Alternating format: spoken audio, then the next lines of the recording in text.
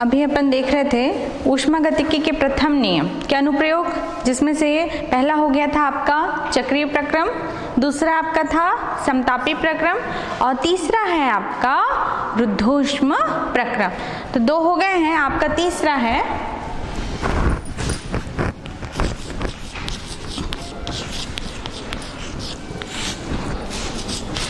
रुद्धोष्म प्रक्रम। रुद्धोष्म प्रक्रम में आपका क्या है, ताप का विनिमय नहीं होता, मतलब निकाय और प्रतिवेश के संबंध क्या है, पूरी तरह से कट जाता है। मतलब अंदर की ऊष्मा बाहर नहीं जा सकती, ना ही बाहर से ली जाती है। तो ऊष्मा में परिवर्तन क्या हो गया आपका, डेल क्यू। डेल क्यू क्या हो गया आपका, शून्य हो गया, क्योंकि ऊष्मा में कोई परिवर्तन नहीं हो रहा है, ना अंदर की बाहर जा रही है, ना बाहर की अंदर आ रही है। अतः ऊष्मागतिकी के प्रथम नियम से क्या है, ऊष्मागतिकी का प्रथम नियम डेल क्यू इक्वल टू क्या है, डेल डब्ल्यू प्लस डेल यू। तो डेल क्यू क्या हो गया आपका, शून्य हो गया, डेल डब्ल्यू प्लस डेल यू, या डेल डब्ल्यू इक्वल टू क्या हो गया, माइनस डेल यू। तो ये संबंध क्या बता रहा है आपका, यहाँ ऋण चिन्ह लग रहा है, डेल डब्ल्यू बराबर है माइनस डेल यू के। मतलब इसका मतलब क्या है आपका, यदि निकाय द्वारा कार्य किया जाता है तो उस समय आंतरिक ऊर्जा में क्या होती है, कमी होती है। मतलब विपरीत कंडीशन को बताता है। यदि निकाय पर कार्य किया जाता है, निकाय पर कार्य करेंगे तो उस समय क्या होगा, आंतरिक ऊर्जा में वृद्धि। जस्ट अपोजिट, यदि निकाय द्वारा कार्य किया जाता है तो आंतरिक ऊर्जा में कमी होगी, और यदि निकाय पर कार्य किया जाता है तो आंतरिक ऊर्जा में वृद्धि होगी। इसका एग्जाम्पल पहले भी बताया जा चुका है रुद्धोष्म प्रक्रम का। जैसे कि अचानक से यदि आपका ट्यूब, टायर का ट्यूब फट जाए, उस समय अगर तुरंत देखेंगे, वहां जाके छुएंगे, तो वहां का जो वायु है वो ठंडक रहती है। इसका कारण क्या होता है, तुरंत क्या होता है, अचानक से प्रसार होता है। प्रसार होने के कारण क्या हुआ, उसको समय नहीं मिल पाया, इतना टाइम नहीं है कि उस ऊष्मा का विनिमय हो सके। तो उसके प्रसार में क्या, प्रसारित होने के लिए कार्य करना पड़ेगा। तो इसमें कौन कार्य कर रहा है, निकाय प्रसार के लिए कार्य कर रहा है। निकाय द्वारा कार्य किया जाता है, जिससे उसके आंतरिक ऊर्जा में क्या हो जाती है, कमी हो जाती है। आंतरिक ऊर्जा में कमी हुई, इससे आंतरिक ऊर्जा में कमी मतलब ठंडक लगता है, ताप कम हो जाता है, इसलिए हमको क्या लगता है, वहां पर ठंडक लगता है। ये एक एग्जाम्पल है आपका। उसी प्रकार यदि आप क्या करोगे, अगर रुद्धोष्म प्रक्रम में यदि आपके द्वारा कार्य किया जाता है तो उस समय क्या हो जाता है, आंतरिक ऊर्जा में वृद्धि हो जाती है, जिसके कारण क्या होता है आपका, उसका ताप बढ़ जाता है। जैसे कि एग्जाम्पल के लिए, जैसे थर्मस सभी के घरों में है, उसमें क्या रखते हैं, जैसे हमने क्या रखा, गर्म पानी रखा। क्या रखा, गर्म पानी थर्मस में रखा। अब उसको क्या कर रहे हो, अच्छे से हिला रहे हो, क्योंकि ऊष्मा का विनिमय तो बाहर नहीं हो सकता, बाहर से ना ले सकता है ना दे सकता है। तो उस स्थिति में क्या होता है, उसके आंतरिक ऊर्जा में क्या हो जाती है, हिलाने से कार्य हुआ तो आंतरिक ऊर्जा में वृद्धि हो जाती है, जिसके कारण उसका ताप बढ़ जाता है। तो ये है आपके रुद्धोष्म प्रक्रम में जो आंतरिक ऊर्जा में परिवर्तन होता है उसका उदाहरण। इसी प्रकार अगला है आपका पॉइंट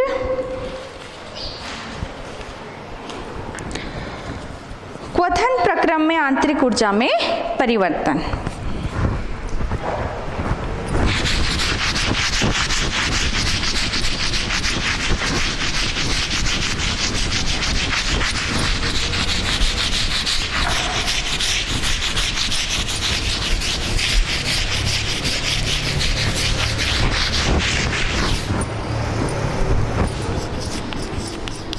क्वथन प्रक्रम में आंतरिक ऊर्जा में परिवर्तन। क्वथन प्रक्रम मतलब जैसे कि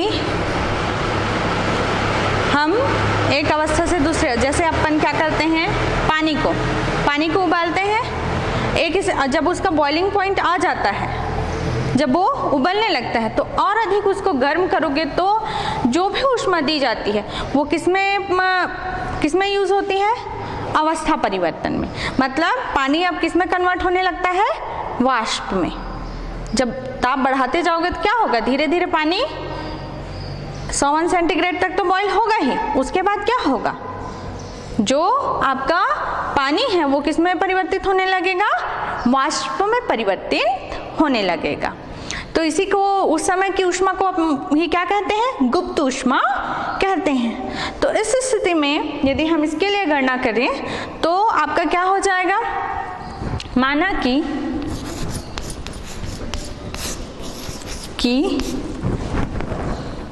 द्रव का आयतन V1 तथा वाष्प का आयतन V2 है। अतः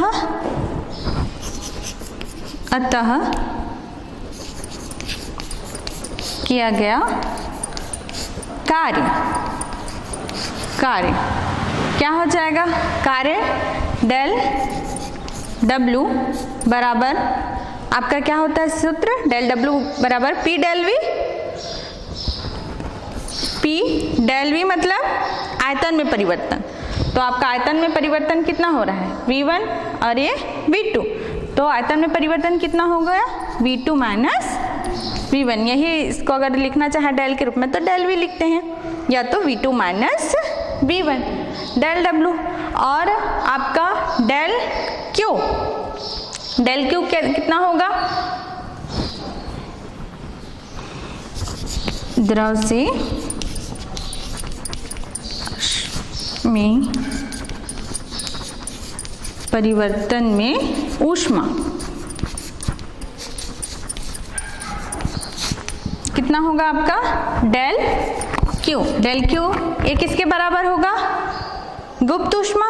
मान लीजिए आपका द्रव का द्रव्यमान m है, उस स्थिति में उसकी गुप्त ऊष्मा यदि L हो तो आपका क्या हो जाएगा, आपका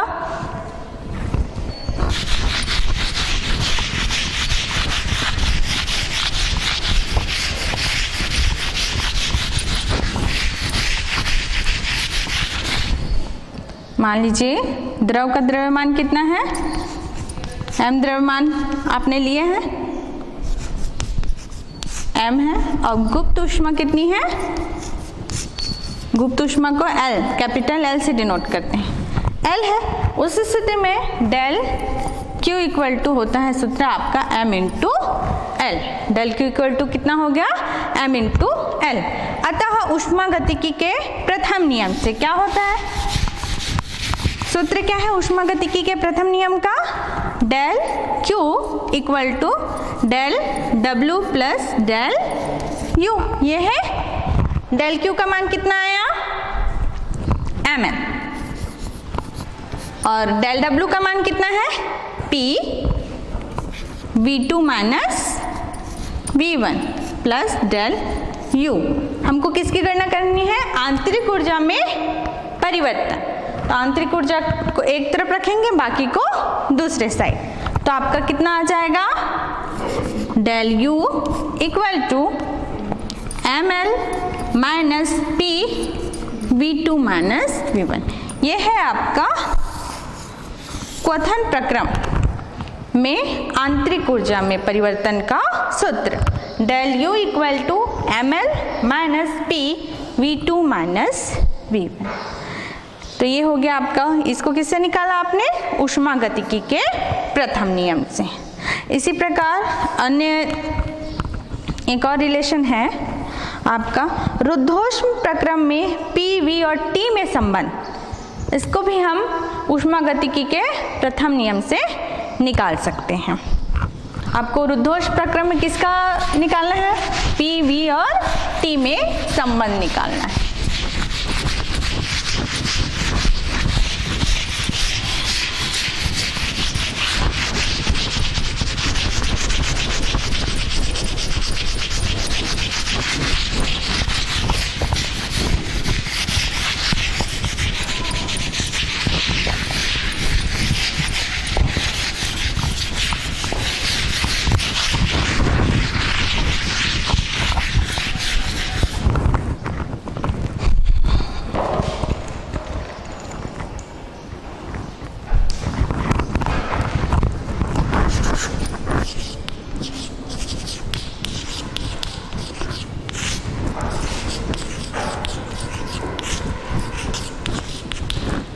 पी, वी, टी में संबंध,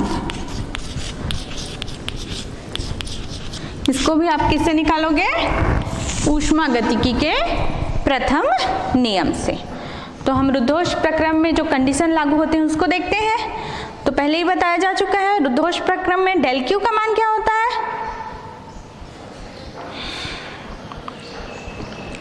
रुद्धोष प्रक्रम में डेल क्यू का मान क्या होता है? शून्य होता है, क्योंकि ऊष्मा का विनिमय नहीं हो सकता।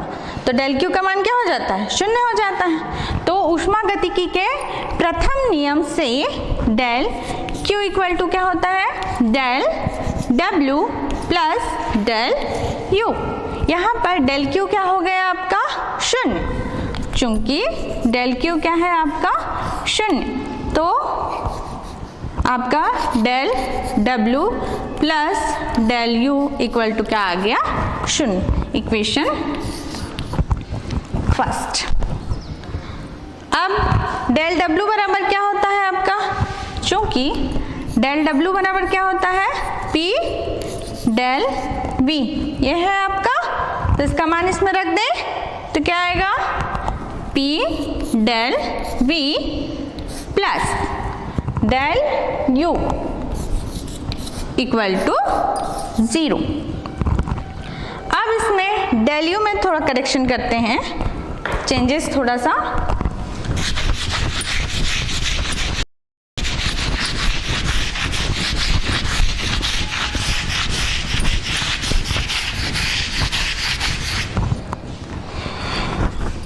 चूंकि डेल क्यू इक्वल टू, आपने विशिष्ट ऊष्मा में पढ़ा है स्थिर आयतन के लिए विशिष्ट ऊष्मा गैस का और स्थिर दाब पर गैस की विशिष्ट ऊष्मा, दो देखे हैं। तो डेल क्यू इक्वल टू सूत्र होता है उसी में NCV del t.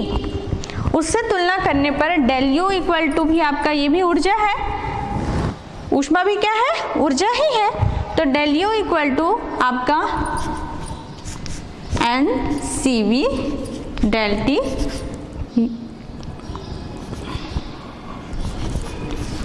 And del t equal to NCV। तो यहाँ पर क्या हो जाएगा? डेल यू की जगह आपका, इसको थोड़ा सा आप इस रूप में लिख सकते हो,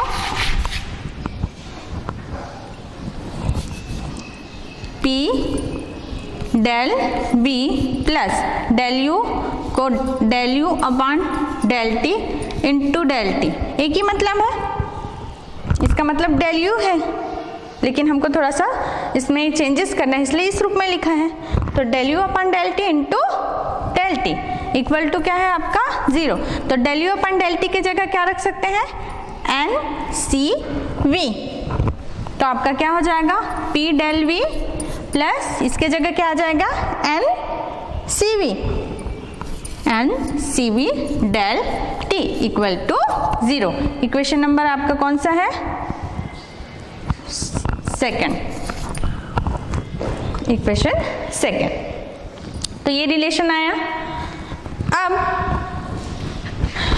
इसमें आदर्श गैस समीकरण से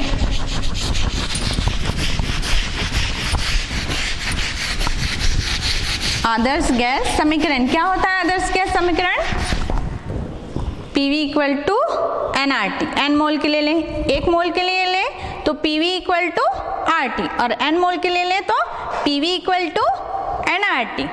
तो आपका गैस समीकरण से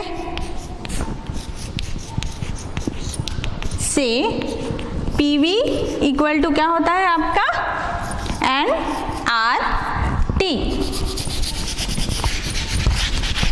nRT ये हो गया।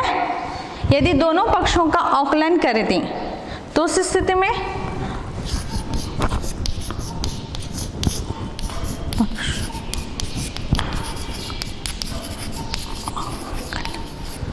डेल के रूप में, तो इस स्थिति में आपका क्या हो जाएगा, पहले V का हो तो P बाहर निकल जाएगा अवकलन से, P del V plus V del P।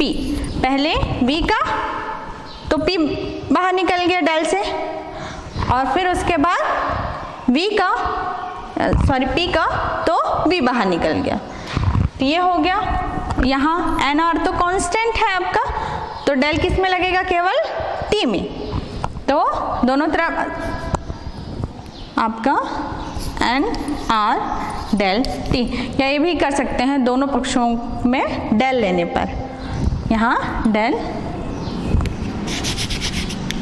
लेने पर इस प्रकार भी लिख सकते हैं। तो आपका क्या हो गया, P del V plus V del P equal to आपका क्या आ गया, nR डेल T। तो डेल T का मान इस समीकरण से निकालते हैं, बाकी को दूसरी साइड, डेल T को एक साइड और बाकी को दूसरी साइड। तो डेल T इक्वल टू कितना हो जाएगा आपका, P del V plus V del P upon nR, ये हो गया। अब इसका मान समीकरण 2 में रखने पर, डेल T का मान समीकरण 2 में रखने पर, डेल T का मान समीकरण 2 में रखने पर क्या होगा, डेल T का मान समीकरण 2 में रखते हैं तो आपका कितना आएगा, समीकरण 2 क्या है,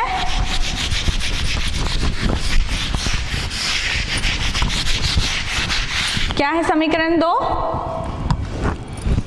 P del V plus NCV del T था, NCV डेल T था। तो डेल T का मान हम क्या रख रहे हैं, इतना रख रहे हैं, तो डेल T की जगह रख दीजिए इसको P del V plus V del P upon nR,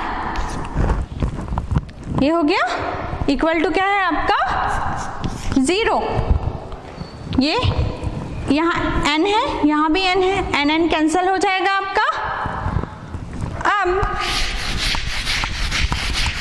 mayor का सूत्र आप लोगों ने पढ़ा है, या CP CV और R में संबंध पढ़ा है, क्या होता है, चूंकि CP माइनस CV के बराबर किसके होता है, R के बराबर होता है यहाँ पे, तो ये हो गया R।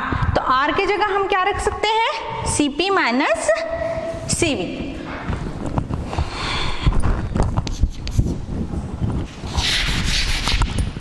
P del V plus CV, P del V plus V del P upon क्या हो जाएगा, CP minus CV equal to R। अब लघुत्तम ले लेते हैं, तो यहाँ पर क्या हो जाएगा, CP माइनस CV, बटक नीचे आएगा और इसका ऊपर यहाँ पर गुणा हो जाएगा। तो आपका क्या आएगा, यहाँ पर CP माइनस CV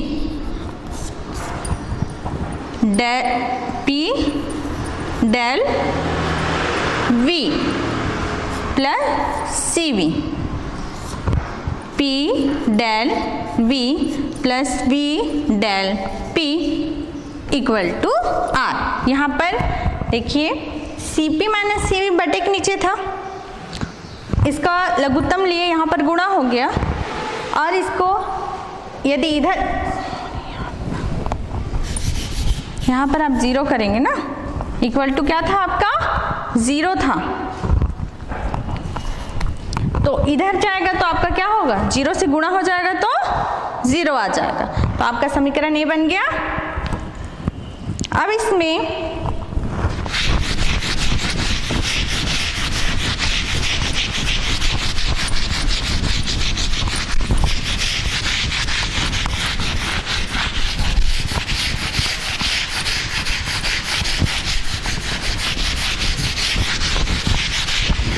इसको सॉल्व करो तो आपका कितना आएगा, Cp minus Cv P del V, तो P डेल V का पहले Cp से गुणा माइनस फिर P डेल V का Cv से गुणा, तो आपका कितना आ जाएगा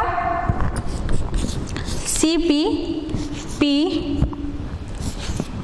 del V minus Cv P del V plus यहाँ पर क्या है आपका Cv का पहले इससे गुणा फिर Cv का इस पद से गुणा, Cv P del V plus Cv V del P equal to 0। अब यहाँ पर देखिए, यहाँ minus Cv P del V है और यहाँ पर क्या है आपका plus Cv P del V, तो दोनों कैंसिल हो जाएगा, एक प्लस में है और एक माइनस में, तो ये दोनों कैंसिल हो गया, तो आपका क्या बचा Cp P del V plus Cv V del P equal to 0। यदि हम दोनों पक्षों का Cv से भाग दें, किससे भाग दे दें Cv, पक्षों को Cv से भाग देने पर क्या आएगा, भाग देने पर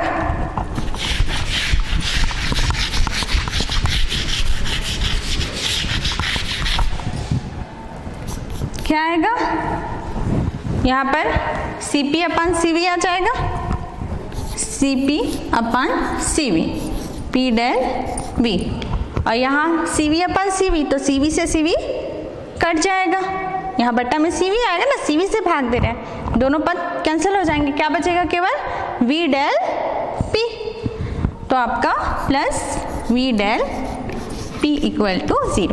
अब यहाँ पर बताइए Cp अपन Cv क्या होता है, Cp अपन Cv किसका मान होता है, गामा, ये क्या है विशिष्ट ऊष्माओं का अनुपात है Cp और Cv, तो इसके बदले हम क्या रख सकते हैं, गामा रख सकते हैं, तो gamma P del V plus V del P equal to 0। अब यहाँ पर डेल V डेल P, ये क्या को बताता है, डेल किसको बताता है, परिवर्तन को बताता है। अगर अल्प परिवर्तन हो रहा हो तो उस समय डेल की जगह हम क्या रख सकते हैं, डी रख सकते हैं, अवकलन के रूप में रख सकते हैं समीकरण को, तो आपका यहाँ पर डेल की जगह क्या रख देंगे, डी।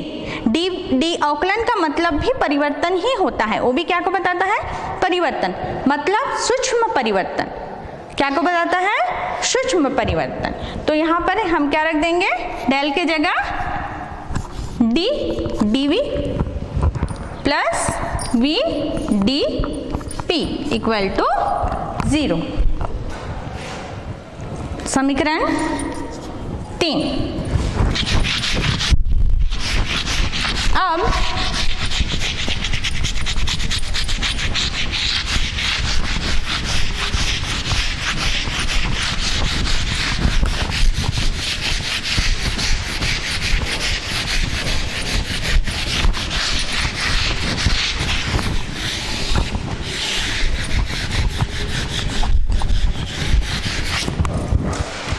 समीकरण 3 से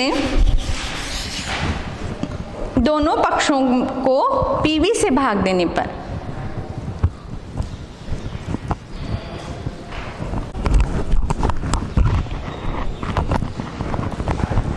दोनों पक्षों को PV से भाग देने पर समीकरण 3 में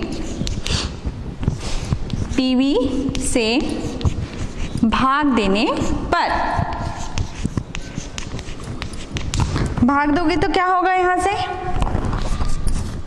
गामा, यहाँ बटा में यदि PV आ गया तो P से P कैंसिल हो जाएगा, बचेगा क्या बटे में V।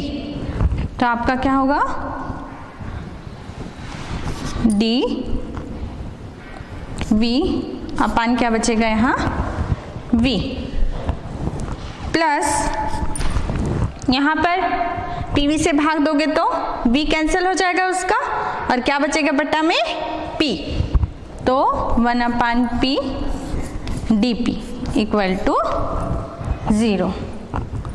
अब दोनों पक्षों समाकलन कर दें।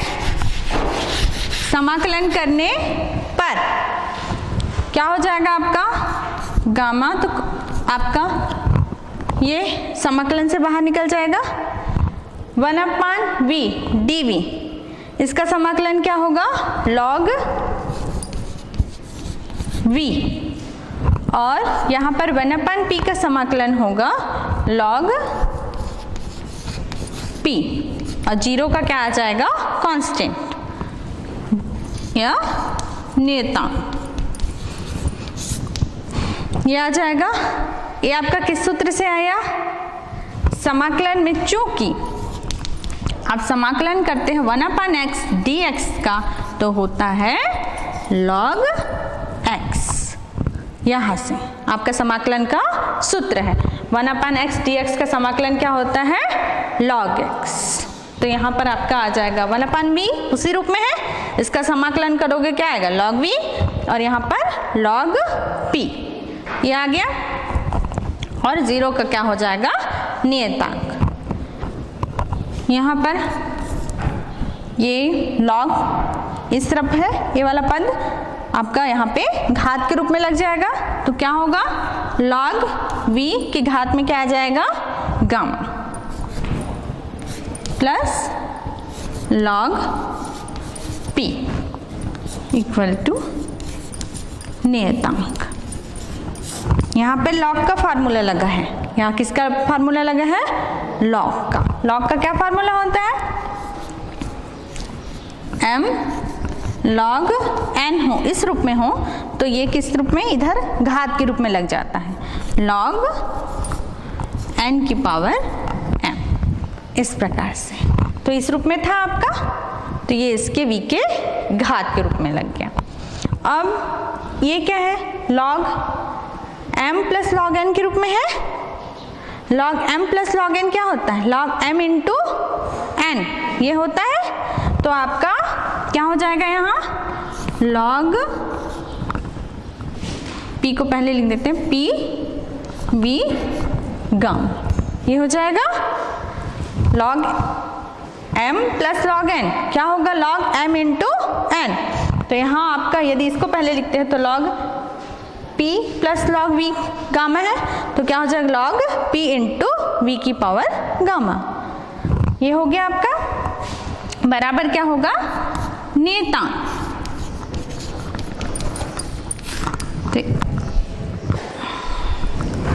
अब log को हटाने पर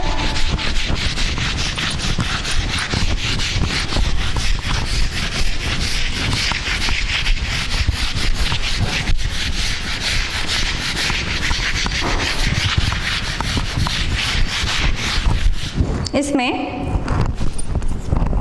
log को हटा दोगे तो भी v pv gamma equal to क्या होगा आपका नियतांक ही रहेगा। यदि ये इसके बराबर है नियतांक के, तो pv गामा भी किसके बराबर होगा नियतांक के ही बराबर होगा, अतः pv इक्वल टू नियतांक। ये हो गया आपका PV में संबंध निकल गया, किसके किसके बीच संबंध निकला, ये P और V के बीच संबंध निकला। इसी प्रकार हम V और T के बीच संबंध निकाल सकते हैं इसी समीकरण से, किसके किसके बीच ताप और आयतन में संबंध। तो अगला है आपका आयतन और ताप में संबंध, किस प्रकार निकलेगा, इसी समीकरण से निकलेगा आपका ताप और आयतन में संबंध।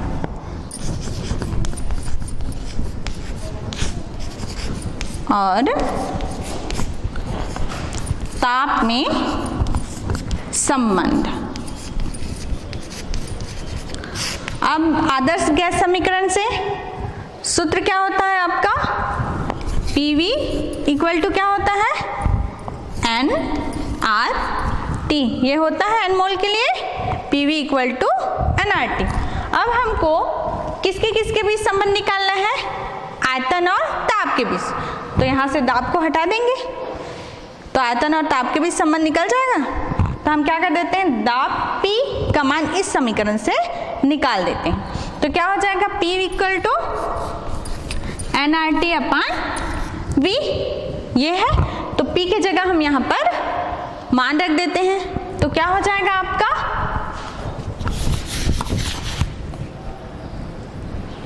nRT अपान V, V की घात गामा इक्वल टू नियतांक। ये हो गया। अब इसको थोड़ा और सॉल्व करते हैं।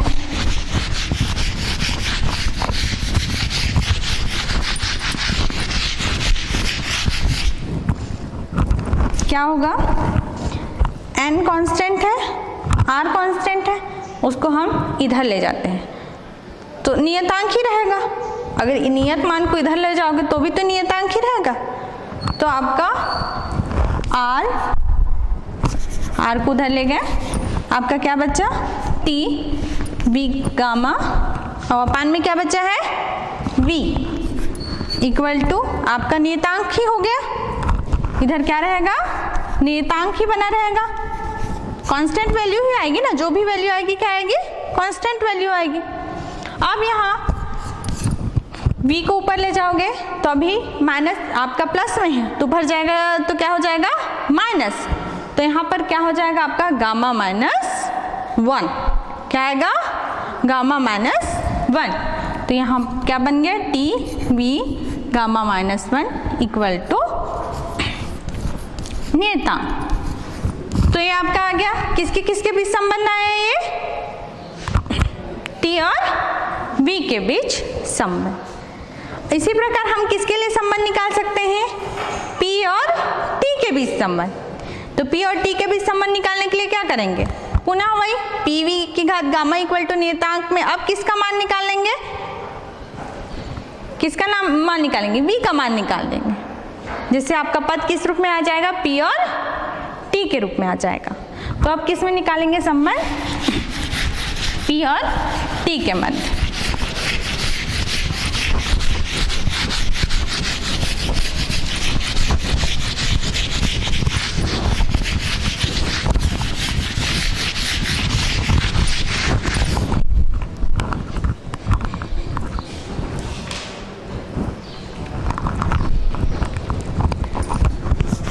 P और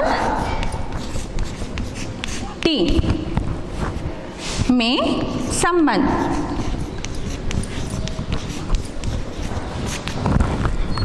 अब पुनः आपने पहला समीकरण क्या निकाला था, P V की घात गामा इक्वल टू क्या निकाला था, नियतांक। और आदर्श गैस समीकरण क्या होता है, गैस समीकरण क्या होता है, गैस समीकरण PV इक्वल टू क्या होता है, nRT। अब हम किसका मान निकालेंगे, हमको किसके बीच संबंध चाहिए, P और T। तो केवल हम पद में P और T को रहने देंगे, V को हटा देंगे। तो V को हटाने के लिए पद किस रूप में चाहिए, P के रूप में। तो यहाँ V इक्वल टू क्या हो जाएगा, nRT अपान P। इस मान को इस समीकरण में रखेंगे तो आपका क्या आ जाएगा, P V की घात गामा है तो V के जगह आपका क्या रख दिए, क्या आ गया V के जगह,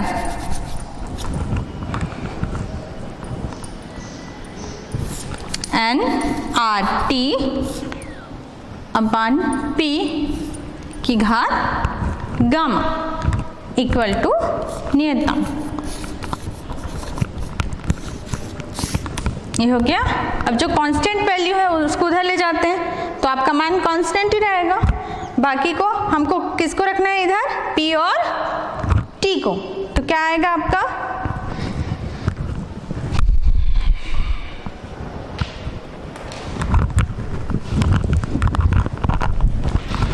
क्या आएगा,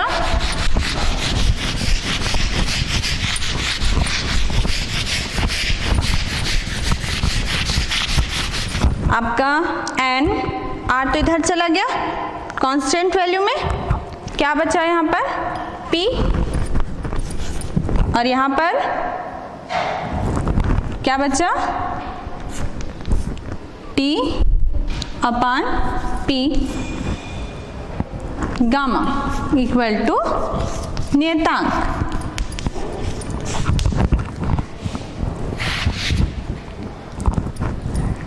T घात गामा, यहाँ पर P है और यहाँ पर क्या है, P की घात गामा है। ये ऊपर जाएगा तो ये तो P ऑलरेडी था, ये P ऊपर जाएगा तो P क्या माइनस गामा हो जाएगा, ये होगा इक्वल टू नियतांक। तो आपका यहाँ पर क्या हो गया, T की घात गामा और यहाँ का 1 और minus gamma, 1 minus gamma equal to constant. इसको थोड़ा सा और सिंप्लीफाई किया जा सकता है। यदि दोनों पक्षों में 1 गामा का क्या कर दें, घातों में गुणा कर दें, तो उस स्थिति में क्या बन जाएगा दोनों पक्षों में। तो यहाँ यदि 1 गामा करोगे कोई फर्क नहीं पड़ेगा, आपका कांस्टेंट है, एक कांस्टेंट वैल्यू ही आएगी, तो इसको वैसे ही रहने देते हैं एक नियतांक। यहाँ पर क्या हो जाएगा, यदि 1 गामा घात में क्या कर दें अपन इस प्रकार गुणा कर दें, तो आपका क्या आ जाएगा, क्या आएगा, अंदर घात का गुणा हो जाएगा। तो यहाँ क्या है, गामा है और यहाँ क्या है 1 गामा, तो गामा बटा गामा कितना हो गया 1 आ गया, अंदर गुणा कर दें इसमें, T gamma gamma P 1 minus gamma अपन गामा, ये आएगा इक्वल टू नियतांक, इक्वल टू नियतांक। अब यहाँ पर गामा ये कैंसिल हो गया तो कितना आएगा यहाँ 1, तो आपका मान कितना आएगा,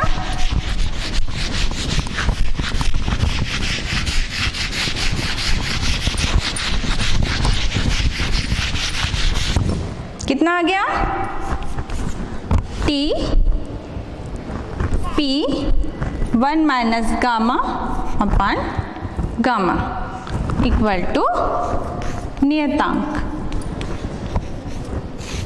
तो ये किसके बीच संबंध आ गया आपका, T और P के बीच संबंध आ गया। तो हम थोड़ा चेंज करके हम एक दूसरे में संबंध निकाल सकते हैं। बस समीकरण 2 ही यूज हो रहे हैं, बस क्या कर रहे हैं, जिसको निकालना है उसको रख रहे हैं, बाकी को हटा रहे हैं। तो आपके 3 संबंध निकल गए इसमें। तो ये हो गया आपका P, V और T में संबंध, और किससे निकाला, ऊष्मागतिकी के प्रथम नियम से। आगे है आपका ऊष्मा का यांत्रिक तुल्यांक, ऊष्मा का यांत्रिक तुल्यांक। तो ऊष्मा के यांत्रिक तुल्यांक से क्या समझते हैं,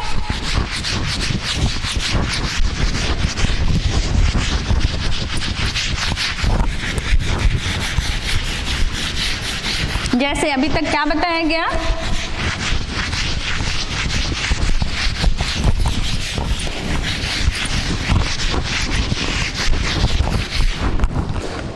ऊष्मा का यांत्रिक तुल्यांक।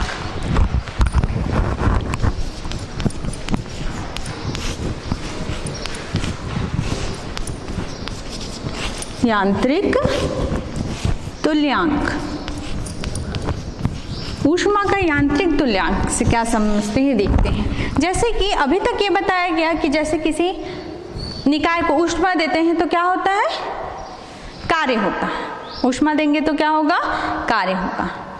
तो जरूरी नहीं है कि केवल ऊष्मा देने से ही कार्य हो, कार्य से भी ऊष्मा होता है या कार्य से भी दूसरा कार्य होता है। जैसे कि हम बर्फ को क्या करते हैं, एक तरीका है उसको पिघलाने का, बर्फ को क्या करें, हम गर्म करें, ऊष्मा दें तो उससे क्या हो जाएगा, वो पिघलने लगेगा।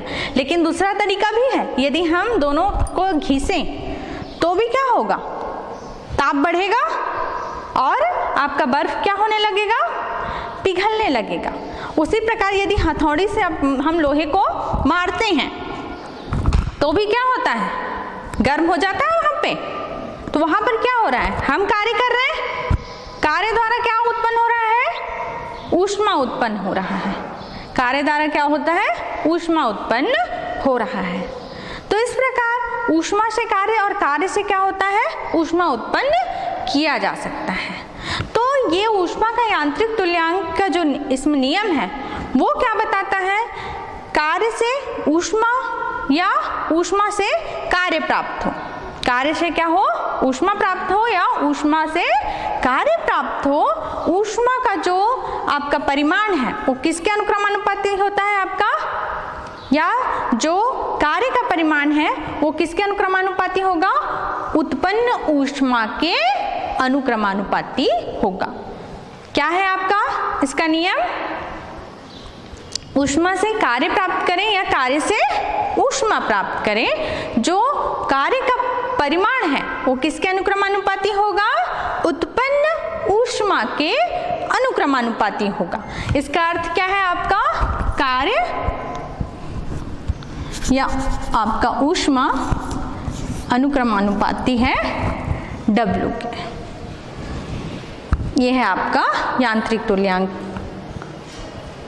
का नियम, Q अनुक्रमानुपाती W या W अनुक्रमानुपाती Q। अगर इसको हटाएंगे तो एक नियतांक लगाना पड़ेगा यहाँ पे, तो आपका क्या हो जाएगा, Q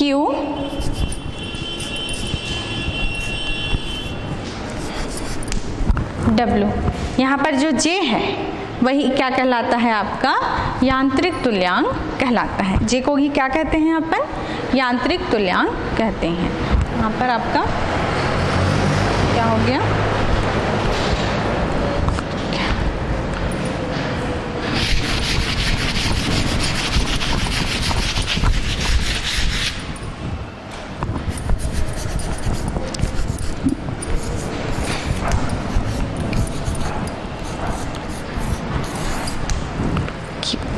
J यहाँ क्या है आपका, यांत्रिक तुल्यांक। J को क्या कहते हैं हम, यांत्रिक तुल्यांक कहते हैं। तो फर्स्ट में आपका Q अनुक्रमानुपाती W लिखे थे, उसको इस प्रकार लिख लेंगे, W अनुक्रमानुपाती Q, इस प्रकार से। तो आपका W इक्वल टू क्या हो जाएगा, J Q। जो यहाँ पर J आपका क्या होगा, यांत्रिक तुल्यांक, या J इक्वल टू आप क्या लिख सकते हो, W अपान Q। J क्या हो गया, W अपान Q। इसका मात्रक SI मात्रक, SI मात्रक क्या हो जाएगा, SI मात्रक क्या होगा, W का क्या हो जाएगा आपका, जूल। कार्य का मात्रक क्या हो जाएगा, जूल, और इसके लिए कैलोरी। तो क्या हो गया आपका मात्रक, जूल प्रति कैलोरी। ये हो गया इसका मात्रक। और J का मान होता है SI में, J का मान 4.18 जूल प्रति कैलोरी, ये इसका मान होता है J का, 4.18 जूल प्रति कैलोरी।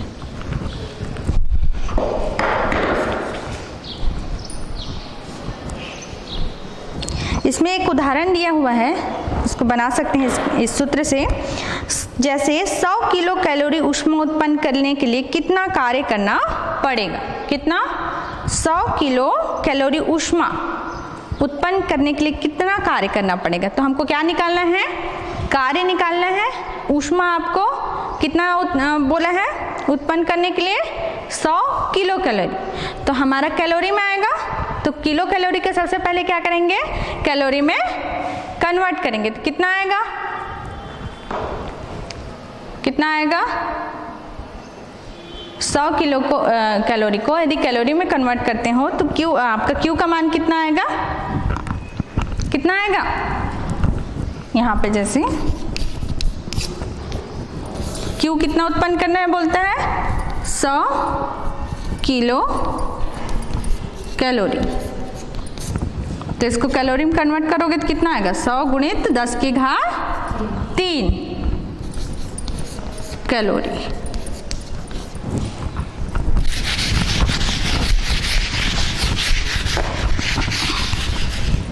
ये हो गया आपका सूत्र। क्या है? W equal to J Q, ये सूत्र है। J का मान कितना है? 4.18 और आपका Q का मान कितना है? कितना है? 100 गुणित 10 की घात 3। तो कितना आ जाएगा आपका मान? W इक्वल टू 4.18 इंटू, यहाँ पर 10 की घात 3 है, यहाँ 2 जीरो और है, तो 10 की घात कितना हो गया? 5। तो यहाँ गुणित 10 की घात 5 जूल। इतना कार्य करना पड़ेगा, तब कितना उत्पन्न होगा? 100 किलो कैलोरी ऊष्मा उत्पन्न होगी। तो ये आपका आज का था आपका यांत्रिक तुल्यांक के बारे में। आज का लेक्चर यहीं तक। धन्यवाद।